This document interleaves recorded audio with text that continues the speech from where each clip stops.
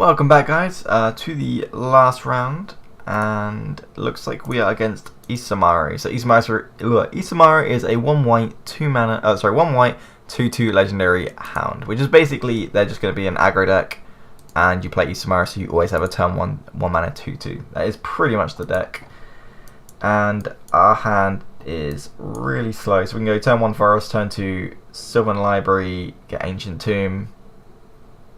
Turn 3 Azusa, but we're just not doing anything with this hand. And against the Isamari, we have to be quick. So I actually think this is a mulligan. I guess we can keep Sylvan Library, use it to fetch Glacial Chasms. Glacial Chasms is a land that says you cannot attack and you cannot be dealt damage. So we just play Glacial Chasms. It also has a cumulative upkeep cost of 2 life.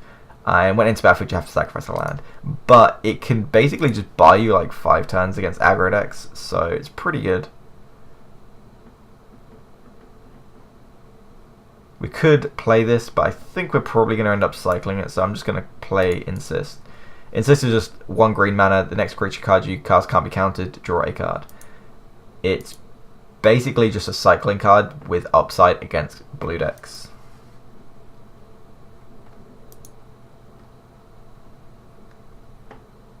They also might just be playing Voltron, where you just stick a bunch of swords and like things on that. Umazawa's Jit, sure. Yeah, they might just stick a bunch of things on Isamari and then kill us with commander damage as quickly as possible. Which it looks like is what they're going to be doing with this Umazawa's Jit.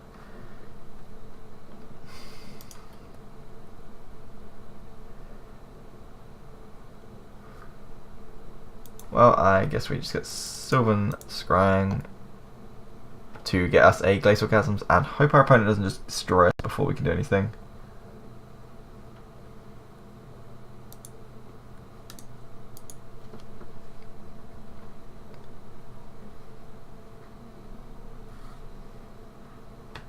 So Isamari will connect it for 2 and then get 2 counters, and then next turn they can get 2, 4, 6.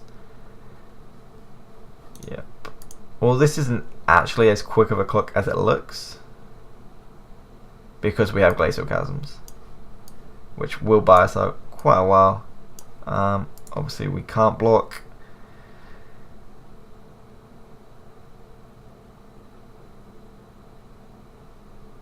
And we're just going to have to hope we're quick enough. So we're going to play Forest, Azusa, and we're not in any threat of dying next turn, so I think we just want to play as many cards as many lands as we can. This doesn't matter. We're gonna just we'll just go with Eldrazi. I guess they could try and mana tithe us, which would be pretty bad for us. So yeah, and that is all our lands for turn, right? Yeah.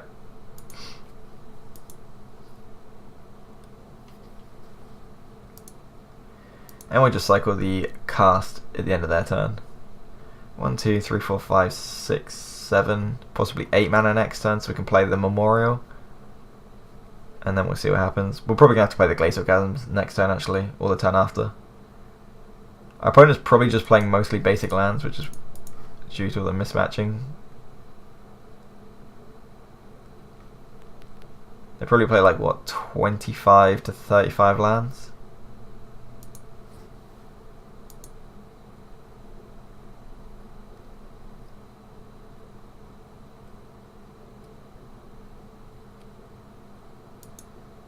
Yeah, they're just going to keep pumping Isamari to try and get as much commander damage in as possible.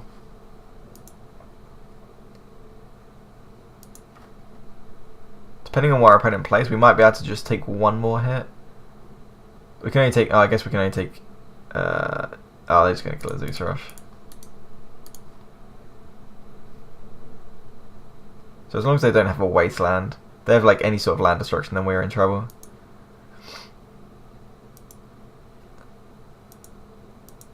Okay, Oracle of Modern is a good draw. This has no counters on now, I believe.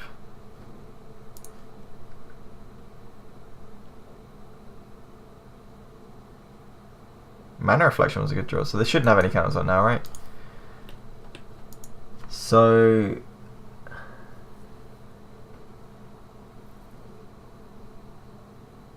I think we just want to play Mana Reflection. And our opponent's got 4 mana. I'm trying to think what they could have for 4 mana. Restoration Angel. 1, 2, 3, 4, 5, 6, 7. That's only 7 damage. Yeah, I think we just have to hope they can't kill us this turn. Even Mind Sensor. So it says, whenever an opponent would search the library, they look at the top 4 cards. Luckily we played like 30 forests, so we should be able to find one. Yep.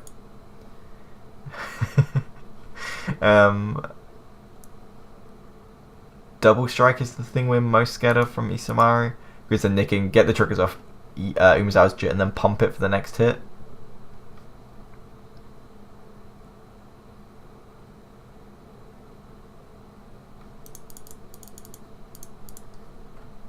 One, two, three, four, five, six. Yeah, they're only representing 6 damage. We're just going to play Mana Reflection this turn, and hopefully we can just do like something stupid next turn. So we have 10, 11, 12. If we can draw a land, we can just like cast Oracle, play a bunch of lands, play Glacial Chasms. The game's not looking as bad as it may seem, I think.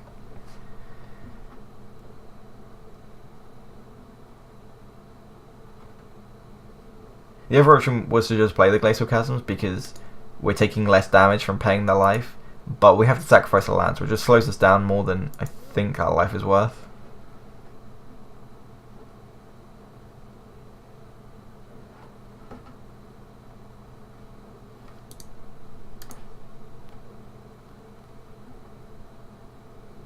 Alright, so then they get the triggers, so they will be able to kill Oracle of Mordaya, but they won't be able to do it until they get priority. So hopefully we have basic lands on the top of our deck with Oracle, and we can use that to get our land drops in and then use this.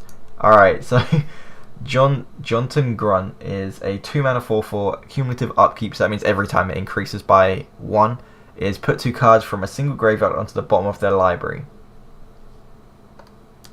And we drew a forest, which is pretty good. Oh, we do not need to pay that much mana because we have Mana Reflection.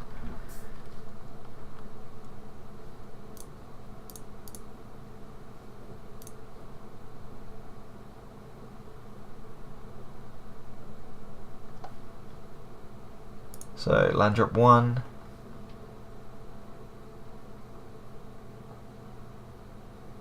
I think we just want to cast Kozilek here.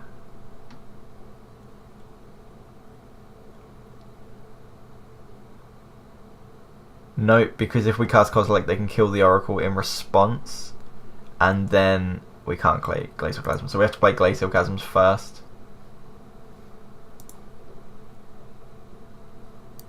Sacrifice this. 1, 2, 3, 4, 5.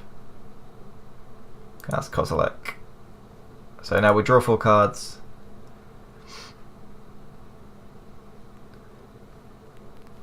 Kozilek should resolve. Okay, nice. So now we can go next turn, use Garruk, draw 12 cards, and hopefully that should be able to help us go off in that turn. We're just looking for Genesis Wave at this point.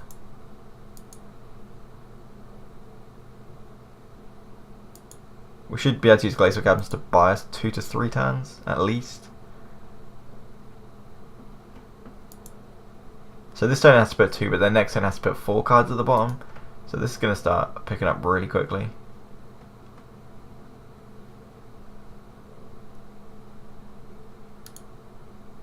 See what our opponent can do.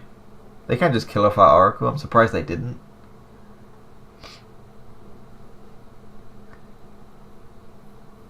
We are going to have to kill our opponent in 1 turn, because to attack our opponent we have to lose our Glacial Chasm.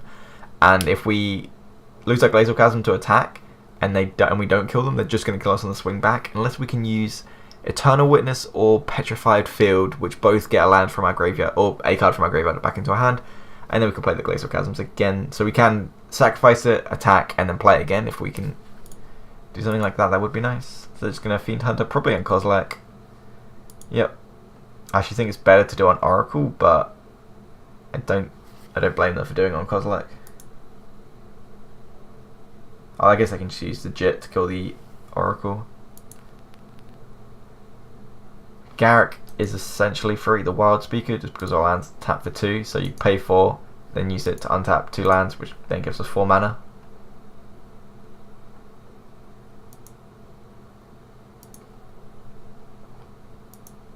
So upkeep, we have to pay 2 life.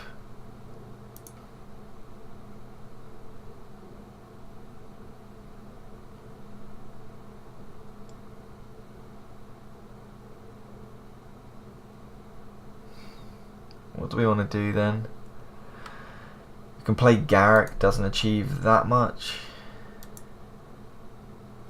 6, so we have 12, 13, 14 mana. We could play Wild Speaker, make a 3/3, play the other Garrick, minus draw 3. That doesn't feel great. I guess we just play this Garrick, draw 1 less card. And then we can use then we can use Eternal Witness to get Petrified Field to get back Scrying Sheets. To get back Glacial Chasms if we want to do that.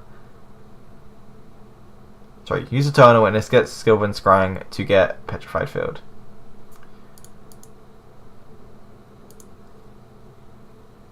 Alright, let's cast Garrick. Oh, they can just respond by killing our stuff. Alright, we don't want to do that. This turn is pretty tough. Maybe we just Summoning Trap first. See what we hit. We at least hit an Eternal Witness. Then we'd have access to 4, so 8 mana after that. Alright, let's cast Summoning Trap, see what happens. Hopefully we can hit something big. Prime Evil Titan. That will do. Any order. Alright, so now the prime time resolves, hopefully. Yes. Oh yeah, I forgot about that. The Aven Mind Sensor is in play, so we only get to look at the top 4. But we play so many lands, that's fine. Play 1 land. Okay, so we've got World Breaker on top. So now we want to play Garrick. Now we can minus. They might use the Umezawa's Jit on the Primeval Titan to make it down to a 2/2. I choose not to. So we've got another land. Now we've got 4 mana.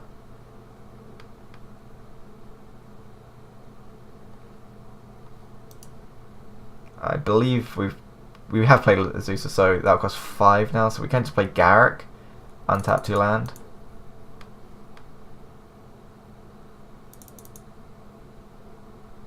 Oh, we've actually got 1 spare mana, so now we can cast Azusa.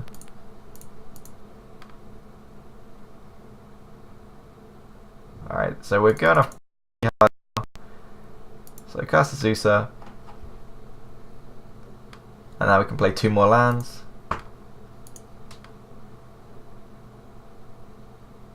It might have actually been better to play the Gauntlet of Power there. Yeah, we should have actually used that mana to play Gauntlet of Power, choose green. And then next turn we could go Planar Portal. All our lands would tap for 3. So Mana Reflection plus Gauntlet of Power would make we get 3 mana. So then we'd have 1, 2, 3. Oh, we wouldn't have had the extra lands in play. So I guess it doesn't. It's not too much of an obvious choice. So next turn we have 10, 11, 12, so 22 mana. So we can go Planar Portal for 6, and then we can pay 6 against that, but put us down to 10 mana.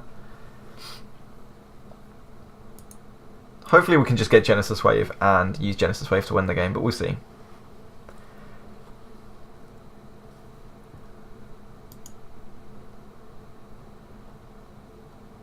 This Glacial Chasm has completely won us the game if we do end up winning.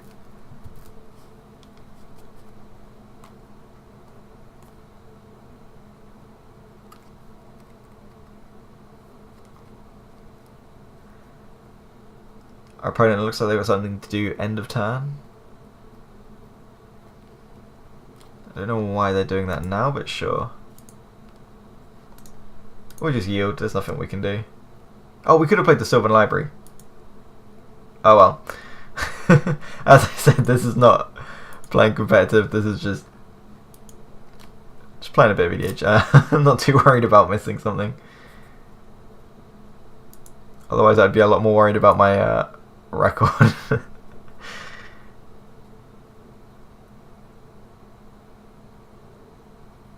I think due to the Magic Online ban list, you have to play a combo deck or a heavy control deck. Otherwise, you can't really beat the decks that are doing that. Like, the combo decks are so much faster than all the ramp decks that it's very difficult to race them. And then you can just use counter magic to stop the combo decks. But yeah, I think those are the two decks you really want to be playing. Ramp is not great, but it's really fun, so I'm not too worried.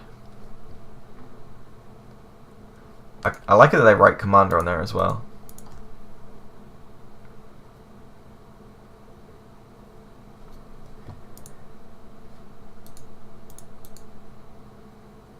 I think it's crazy how the Grunt just shows you how powerful Tarmogoyf is. Like, a 2-mana 4/4 has a huge drawback where, like, this is just almost modern. This is just like unplayable in modern pretty much because it's just so hard to have a cumulative upkeep of putting 2 cards. Whereas Tarmogoyf is very frequently bigger than this, and it's the same amount of mana, and it doesn't have the drawback. It's just ridiculous. It would be sweet to see this card if the what's it called, Living End deck picked up really, so it's like really good, and then people played this to put the cards at the bottom of that player's library. So every time they like cycle their creatures, you just put them back. That'd be funny to watch. But that's probably not ever going to happen. Our opponent is in the tank. I think they don't want to develop the board any more than they have to in case we have a board wipe. Not that there's that many. I think they're most scared about Ugin or something like that. But there are some cards that we could have. So they might just not want to overextend. Sword of Feast and Famine. Sure. So that one is protection from black and green, and whenever the creature that is equipped to deals damage to a player, that player discards a card and you untap all of your land. And they're putting on the Fiend Hunter just so that the Fiend Hunter can't be killed by any like beast within or something like that.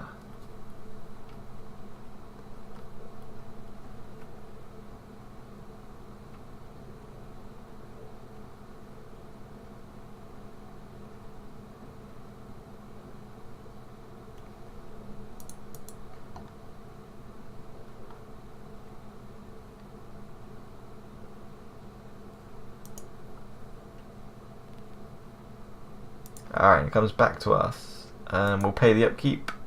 So we have to pay 4 this time.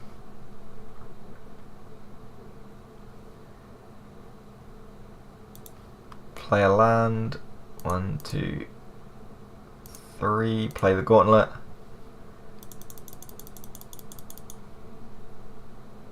And we'll choose green. And let's go. Play our portal. Activate. Get Genesis Wave. Oh crap, we only look at the top 4, don't we? Okay, let's get Avenger Zendikar? Sure.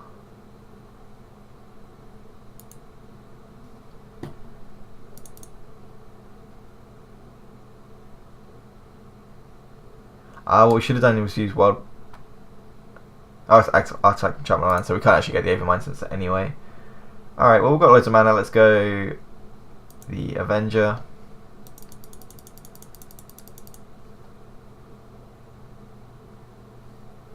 Make a bunch of dudes. And... so we've got 12 mana left. We can play like Ulamog or... I think we just want to get the Memorial in play. Is there a way we could have won this turn? If we didn't pay the upkeep cost, we might have been able to just go Memorial first before we make all of them, play the land after. Then this gives... No, we wouldn't have had lethal.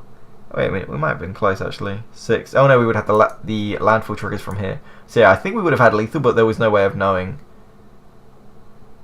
that we would have got the Avenger Zender card. So I don't think that was. So I think it was. There was no reason to sack the Glacial Chasms that turn. Let's go Memorial and Sylvan Library.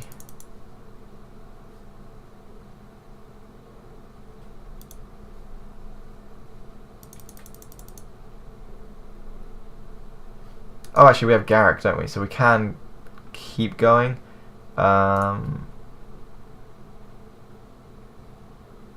Sure.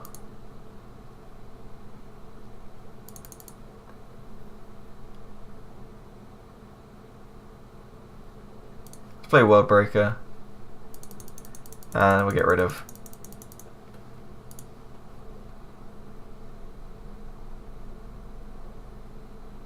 Let's get rid of the Jit, because the Jit can kill all of our creatures.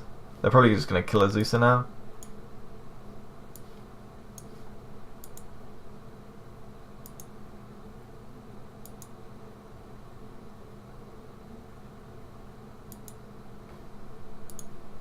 Okay, so our board's looking pretty good now, and we'll just pass.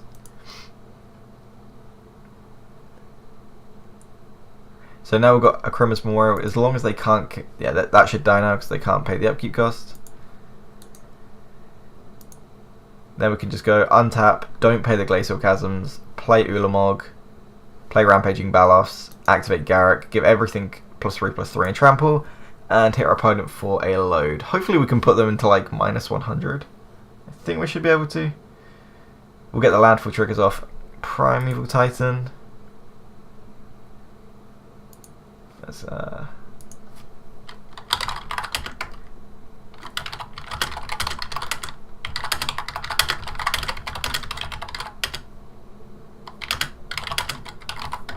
hopefully our opponent won't concede. I want to see how much damage we can deal this turn. So upkeep.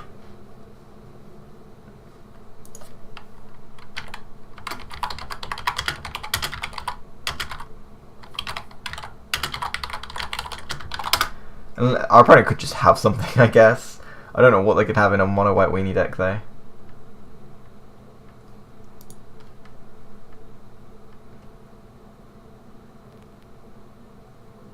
Sure, let's see what's on top of our deck. Caged Sun and Terrestodon.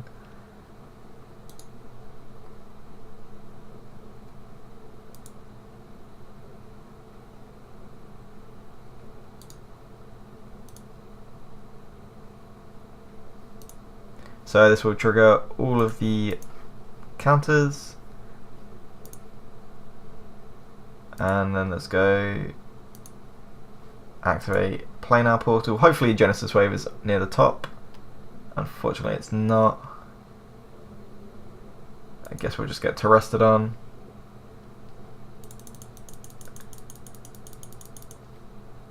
Play Terrestodon.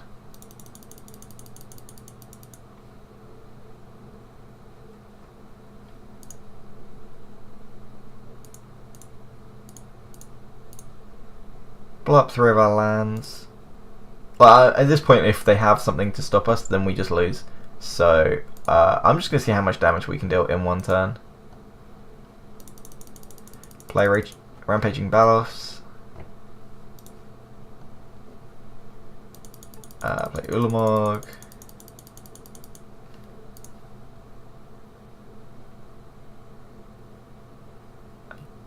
Guess we can just get rid of Fiend Hunter.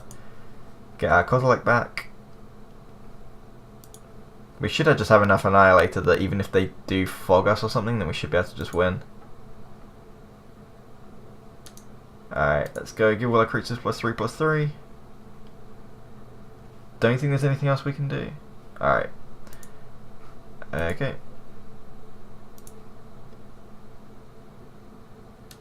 And attack with everyone.